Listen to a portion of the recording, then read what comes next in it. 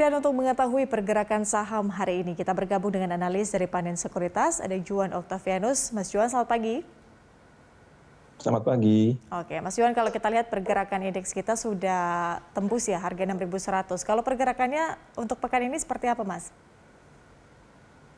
Ya, jadi kalau kita melihat selama pekan ini pergerakan IHSG banyak sekali karena faktor pertama dari sisi kasus COVID-19 ya, di mana sebenarnya pelaku pasar cukup konservatif terkait dengan hal ini. Nah, ini kan sebenarnya translasi sudah kelihatan ya di Indonesia sendiri, translasi dari peningkatan kasus COVID-19 yang dirasa sangat tinggi, ini translasinya pada pemberlakuan PPKM seperti itu ya, dan juga perpanjangannya.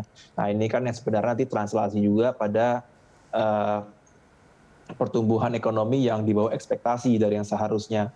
Nah, dari beberapa institusi juga sudah kelihatan sebenarnya dari pertumbuhan ekonomi Indonesia di 2021 udah banyak yang diestimate turun. Nah, ini kan yang sebenarnya ditakuti oleh pelaku pasar.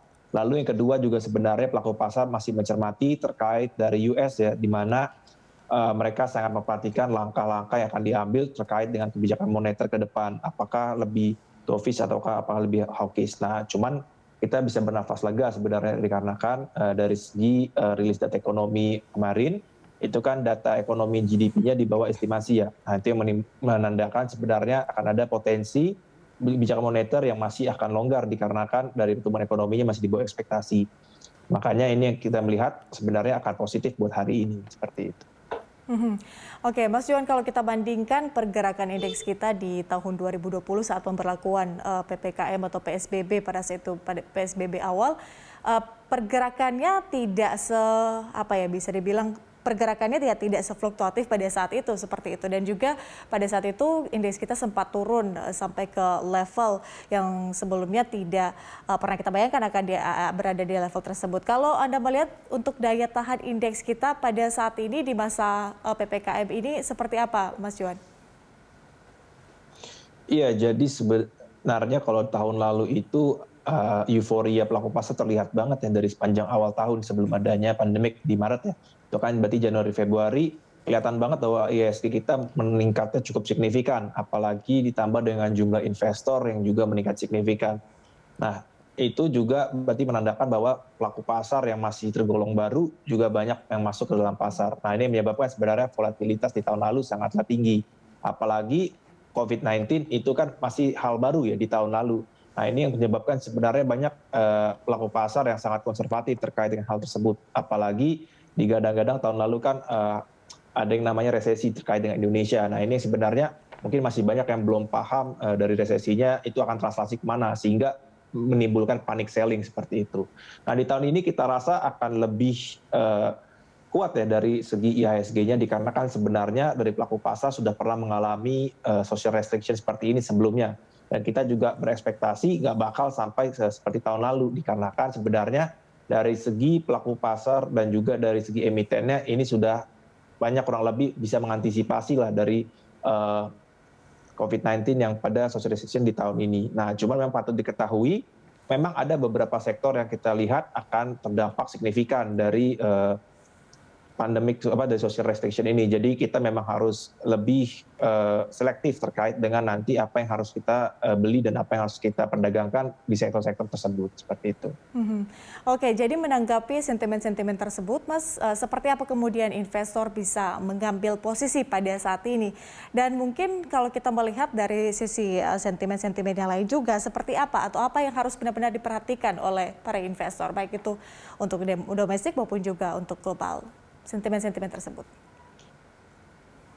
Iya, jadi kita harus memperhatikan pertama terkait dengan yang translasi dari sisi PPKM ini ya, di mana beberapa sektor ini pasti akan sangat terdampak. Kita bisa melihat sebenarnya dari traffic mall dan juga traffic jalanan dan juga traffic tol itu sangat terdampak dari sisi PPKM dari sisi social restriction ini. Nah, ini kan berlakunya pada bulan Juli sehingga masih belum tercermin dari rilis laporan keuangan di first half ini.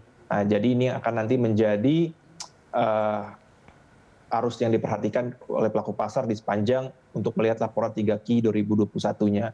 Nah, lalu juga sebenarnya kita harus melihat sebenarnya dampak dari nanti Amerika Serikat terkait dengan kebijakan moneternya. Nah, karena yang kita tahu juga pertumbuhan ekonomi mereka lambat laun pasti akan meningkat dengan signifikan. Nah, ini nanti akan menjadi harus diantisipasi juga terkait dengan bagaimana mereka mulai melakukan tapering atau taper off-nya seperti itu. Oke, Mas Johan, kita masuk mungkin membahas soal saham.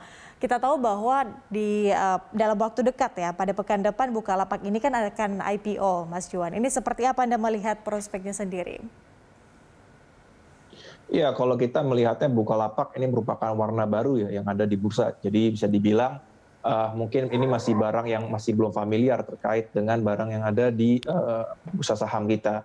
Nah, namun patut diketahui juga sebenarnya kita melihatnya cukup prospektif ya dengan Bukalapak. Karena sebenarnya dari segi pangsa pasar masih banyak yang belum di-tap. Apalagi mereka udah mulai merambah ke mitra lapak, which is itu yang nanti akan mereka unlock, mereka punya revenue yang terbaru. Karena sebenarnya kita melihat mulai dari sektor e-commerce ini udah mulai sulit ya, dikarenakan banyak pemain-pemain besar seperti dari sisi Shopee dan juga ini mengambil market share dari sisi Bukalapak. Nah, jadi kita melihat langkah yang untuk membuka dari sisi mitra lapak ini menjadi sentimen positif ke Bukalapak. Jadi kita cukup positif terkait dengan Bukalapak. Oke, kita lihat seperti apa nantinya. Kemudian Mas Juan, sudah banyak emiten blue chip yang merilis laporan keuangan semester 1. Pendapat Anda seperti apa, Mas? Iya, jadi kita melihatnya juga positif ya, karena sebenarnya sudah melihat translasi dari mereka bisa mengantisipasi setelah dari COVID-19 di 2020. Kelihatan bahwa sebenarnya banyak emiten-emiten yang meningkatkan performance mereka. Biarpun sebenarnya ada beberapa emiten yang masih di bawah estimasi dari konsensus seperti itu ya. Nah, namun kita melihat beberapa blue chip besar yang seperti Barpuas, seperti Astra, itu mereka udah bisa recover.